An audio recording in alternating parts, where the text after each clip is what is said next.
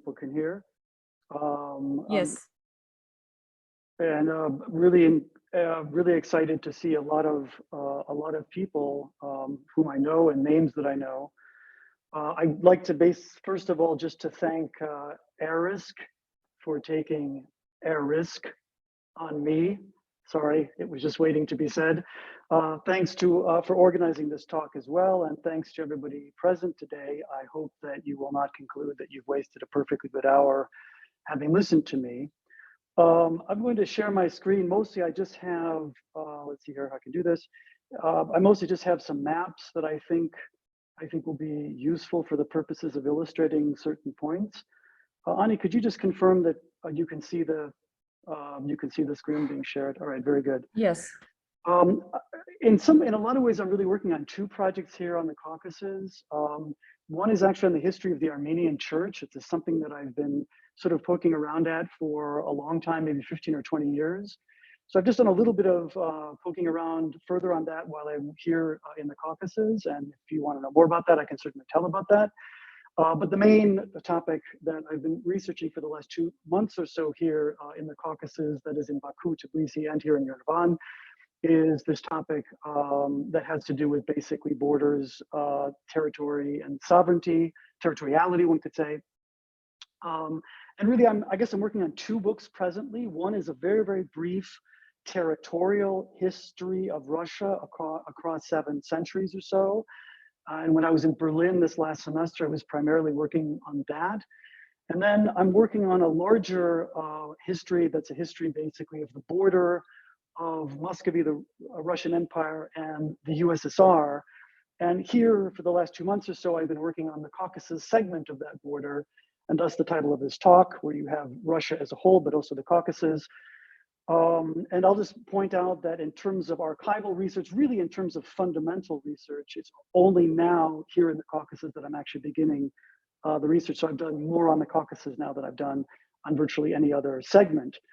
And so what that means is that a lot of what I offer here, I think, is still a bit raw and undigested. It's rather empirical, I guess I would say. I'm trying to draw some very basic insights directly out of the source material.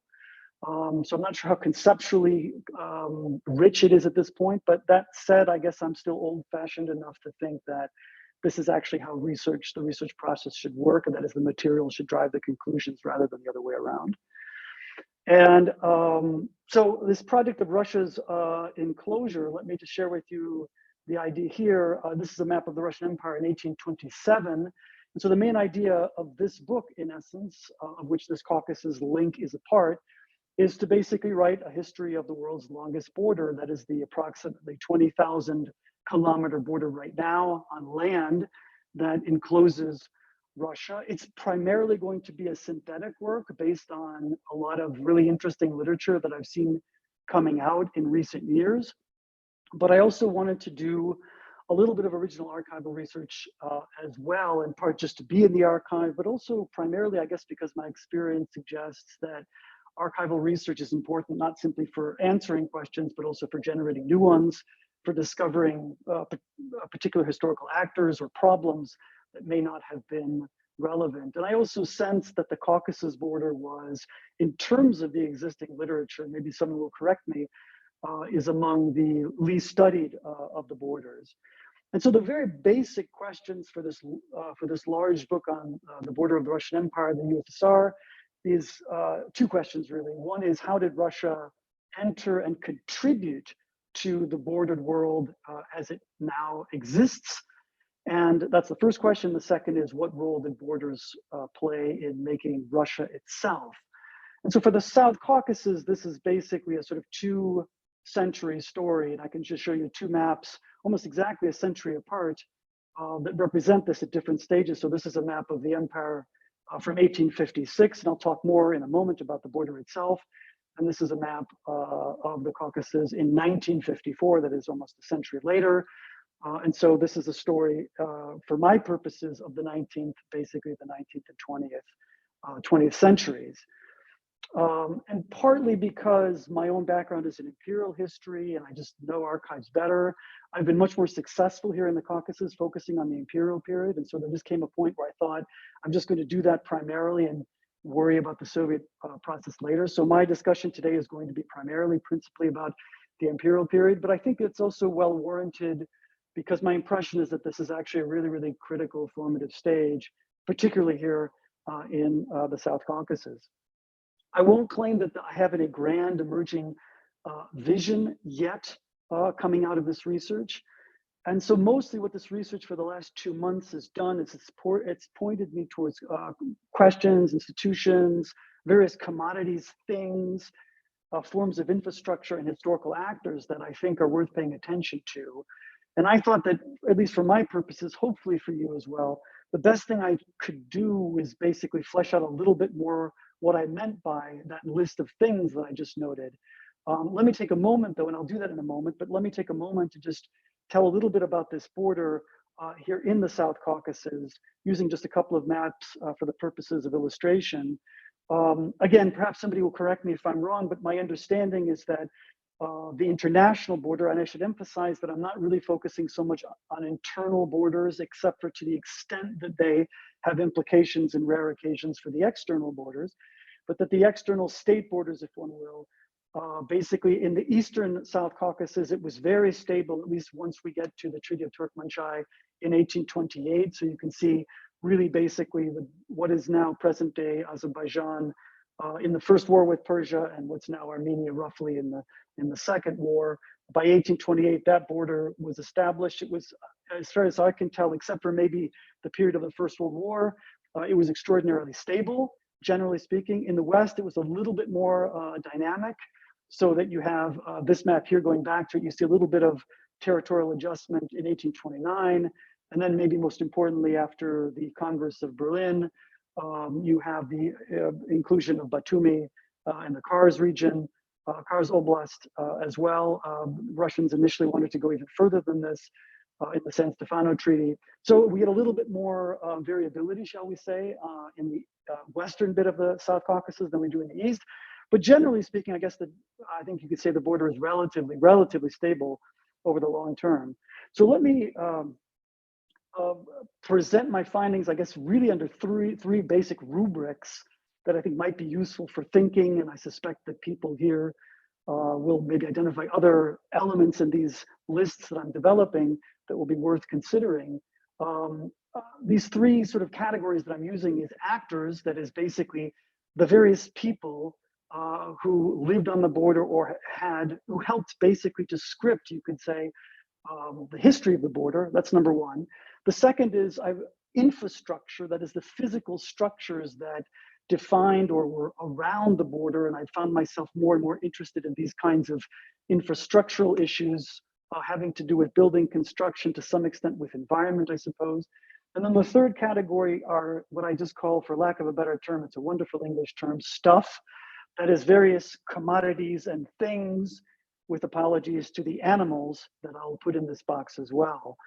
So let me start with the actors, the people. I'm trying to establish, in essence, based on the proposition that there are diverse actors who are scripting parts of the border's history, I'm trying to identify, who are these actors in terms of individuals, in terms of institutions, in terms of groups.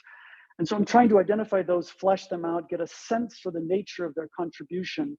Again, all in a very preliminary sense based on the research that I've done so far. So let me tell you a little bit about what I found, and then perhaps there'll be thoughts on that. One is, of course, the neighbors of Russia in a diplomatic sense. And here I'll say that I found a lot more material for a variety of reasons, and in some ways for reasons I don't understand yet, a lot more information about Persia or Iran. I'll use Persia as the term that the Russian Empire used at the time, but also the Ottoman Empire as well. Persia in its official capacity.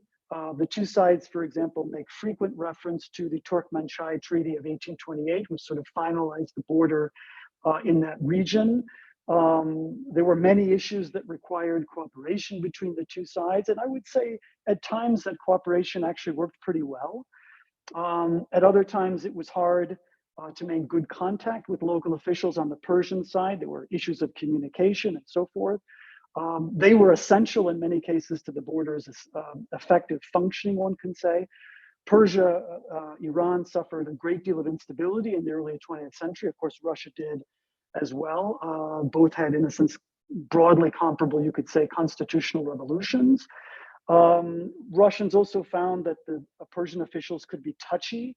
So I'm just giving one example. The Russian border commissar in 1901 complained that the desire of the Persian governor in Erdebil, a city to the south of the border, his desire to impress his superiors in Tehran compelled him, quote, to regard as a personal insult any remark concerning the problematic behavior of Persian subject border residents. So in other words, if the Russians said, we need you to better control your border residents, this governor took that as a matter of offense because he was trying to portray an image of effective governance to his superiors in Tehran, and this hindered efforts at cooperation.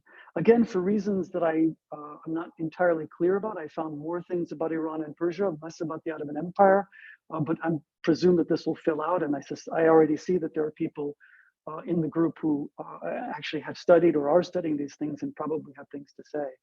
There are also, in addition to the states themselves, various local officials that represent a kind of second group. Mostly, I would say, on the Russian side, quarantine and customs officials. A border really was, from a lot of the 19th century, it was quarantine and customs.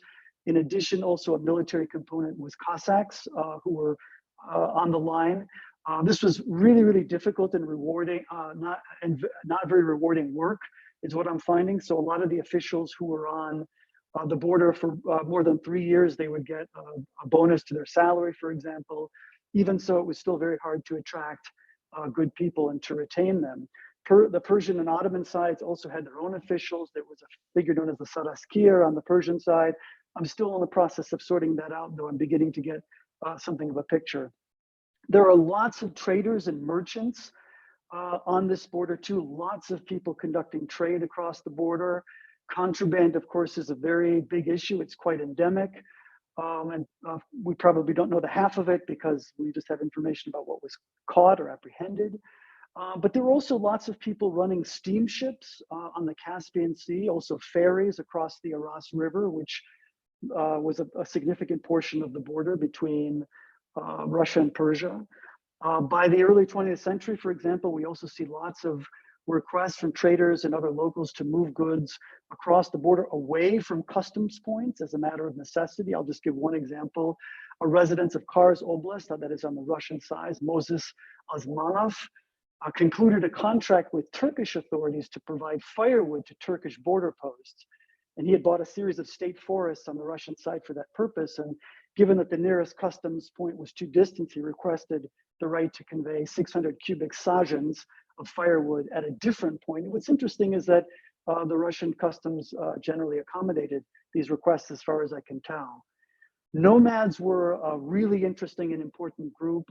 I've identified two groups in particular, two tribes that proved particularly challenging, I think, both to Persians and Ottomans on the one side and to Russians on the north side. The Shakhsevan tribe, they were known as the Shakhsevansi in Russian. They were Persian subjects. They, of course, generate the usual prejudice against nomads that we see in sedentary societies. They're rapacious, they're uncontrolled, etc. Their migration patterns take them across the border seasonally, and what they would typically do is they would settle on this area known as the Mugan Steppe, which here you can see on the left, basically Baku and roughly what's now Azerbaijan. And I'm not sure if you can see my cursor, but the Mugan Steppe was basically this territory here on the border, and these Shakhsevan tribe members, they would winter at lower altitudes on the Mugan Steppe. That is, they would cross over to the Russian side, and in the summer they would go back to Persia, and they would situate themselves at higher elevations. And the Russian authorities considered trying to block their movement entirely, but then they had to recognize that there were also our nomads, that is, nomads on the Russian side, who also needed to be able to move back and forth. And so there was a kind of quid pro quo. You couldn't shut down the nomads from the other side without also complicating life for nomads who were Russian subjects. So they needed to be accommodated on some level. Russia tried to manage this Shakhsevan tribe over the course of the 19th into the early 20th century. It makes them dependent on the Persian side for monitoring and disciplining, but it's clear that the Tsarist authorities never really get a handle on this group. And the tribe continues to be a real challenge even in the early 20th century. A second one I'll mention is a group known as the Jalalinsky Kurds. They were sort of at the junction, as far as I can tell, of, if you can imagine this place here on the map, basically where the three empires, the three states, Ottoman, Persia, and Russian states met. They apparently enjoyed protection from the Khans of Maku, which was this town here on the Persian side. They were well armed, they were ruthless, and they made lives miserable for Russia's own Kurds. There were Kurds on the Russian side, Russian subjects. They would enter the Russian territory, set up wherever they pleased. There were lots of anti-nomadic stereotypes in all of this, but really not only. The foreign nomads come across far more negatively in the sources than Tsarist subjects do. The Tsarist subjects, the nomads that is, they are subjects that warrant protection. In fact, there's actually a good deal of sympathy for them. In 1901, for example, border commissar remarked that locals crossed the border into Persia almost exclusively in order to retrieve stolen livestock. And he argued for making that process easier, that is, for making it easier for Russian subject nomads to go back into Persia or to go over to Persia for the purposes of retrieving livestock that had been stolen from them. We see lots of, increasingly with the birth and development of the oil industry, lots of migrant labor, lots of people coming from Iranian Azerbaijan to work in the burgeoning oil industry. Just one stat from Ardabil province in Persia alone, approximately 17,000 subjects, Persian subjects, were crossing the border annually as workers. This is probably around 1908 or so. And this creates incentives for more consular services, in Russian consular services on the northern side.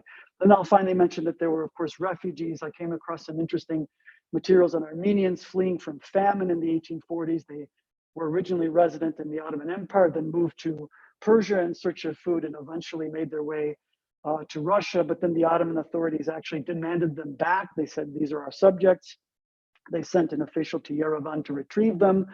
The Armenians were not thrilled about returning. They filed plaintive petitions requesting permanent resettlement in Russia. It was hard to tell from this particular file whether they got that or whether they were sent back. But this involved a complicated negotiation then between Russian and Ottoman authorities. So those are some of the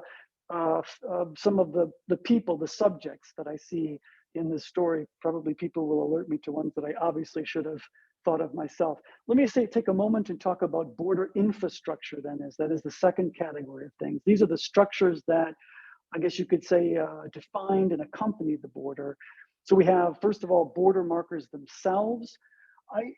I'll be honest with you, I don't quite understand the degree to which the border was explicitly marked at different stages. I'm still trying to work that out. I get the sense that Tsarist authorities didn't know a lot about this either. This very interesting case in 1866, when the governor in Baku writes to a subordinate in Len-Kuran district and basically says, when the border through the Mugan steppe, the territory I mentioned earlier, when that was originally delineated, he supposed there must have been, as he put it, quote, some kind of marker. Therefore, he continued, we need to ask the old timers there, that is the old folks, does anybody remember markers that might have served as an indication of the border when it was first delineated? The Russian authorities didn't know where the border was. They asked old timers, and sure enough, they found people knowing the border, local residents who actually did indicate where the border was, or at least said that's where the border was. Maybe they did so in a way that was beneficial to their own needs, I don't know.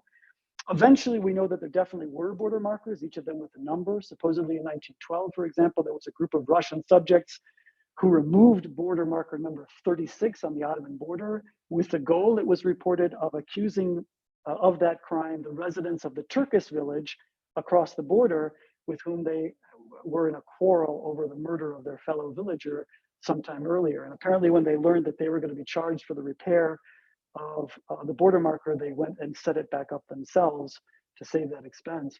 I encountered some really interesting things about wells and the issue of water. One big issue about going through this Mugan steppe, I'll bring that up again here. Now this is probably a better one here. The Mugan steppe, once again, it's this sort of area in here. It was an incredibly inhospitable place, especially in the summer. A description suggested that from mid-May to mid-October, this steppe was, quote, or the steppe represents an uninhabitable desert where throughout the entire summer there's not a drop of rain, where the summer heat is often unbearable, and where therefore fresh and healthy water and likewise proper shelter are the main factors for maintaining the health of teams that will maintain border posts. And so digging wells became essential for this segment of the border, and it wasn't easy. It was sometimes only at 42 meters that diggers would actually hit water. Enlisting the labor was really difficult. It turned out that there were not a lot of people, I guess not surprisingly, who wanted to do this kind of work. It was really hard. And the people who were prepared to do it, they knew that, and they charged a hefty price. So it became a considerable expense to get these wells dug, and some of them then failed. That is, they collapsed internally before too long, and that required that they required new work, and that meant new work contracts and so forth.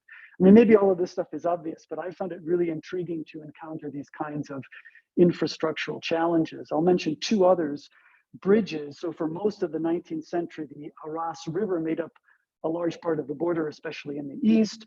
And my hope eventually is to have a kind of inventory of bridges and crossings, but for the time being, I'm just getting kind of random references. So I'll tell one interesting story that came out. If you could see this map here, it's just right where Iran and Russia meet on the Caspian Sea. There was a town known as Astara. It was divided into two. There was Russian Astara and Persian Astara. And there was a bridge that went across that in 1907. A major flood, critically destroyed the bridge connecting the two countries. And both countries were really interested in the reconstruction, but they had to decide whether to repair the old wooden bridge or perhaps to build a new cement and steel one. In the early 20th century, that kind of technology was now finally appearing. And all of this took time. It took money as well. Of course, both countries were in the midst of revolution, one can say. None of the countries in this area were particularly rich. Meanwhile, as this was continuing, local merchants were clamoring desperately by telegram for the bridge's reappearance. And it was reported even as late as 1909 that movement of goods across the bridge is undertaken with extreme care, with fears that it will give way at any moment. I can hear you all saying riveting stuff. But again, I think this infrastructural dimension just strikes me as essential and also connects with environmental issues, the way in which basically the terrain was changed. One other thing I'll mention then is ferries, that is ferry crossings across the Aras River. There were problems here too. One was safety. For example, in 1874, an overloaded ferry at a crossing to Persia near Nakhchivan, it capsized. 27 people, as well as 2 horses and 1 donkey, perished in the river as a result of this. And there were these apparently quite ruthless ferry operators who were gambling on people's lives, overloading. They were engaging in various monopolistic practices. The Maku Khans in Persia, they apparently had a monopoly at this one crossing, and they were ruthless in blocking the appearance of competitors. So they would prevent pylons from being driven into the bank for the creation of alternative docks and landing facilities. They price gouge everybody needing to cross, and they beat quite savagely anybody who actually resisted paying these inflated prices. In fact, so severely that one could hear cries of anguish across the river on the Russian side. The Russian side had to fight actually really hard to create an opening for one of its own subjects. I think he was Azerbaijani, to open a ferry in the end.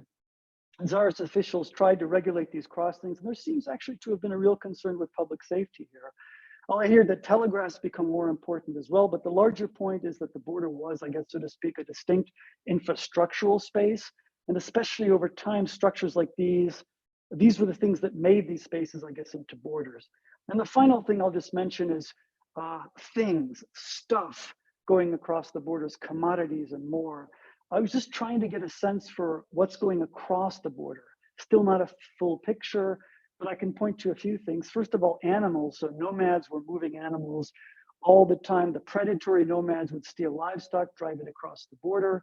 People would bring often animals from Persia across the border for slaughter. I have an archival file waiting for me on that topic for tomorrow, I guess. And I have a case even where a resident tried to take contraband camels across the Aras River. He was apprehended before he could get across.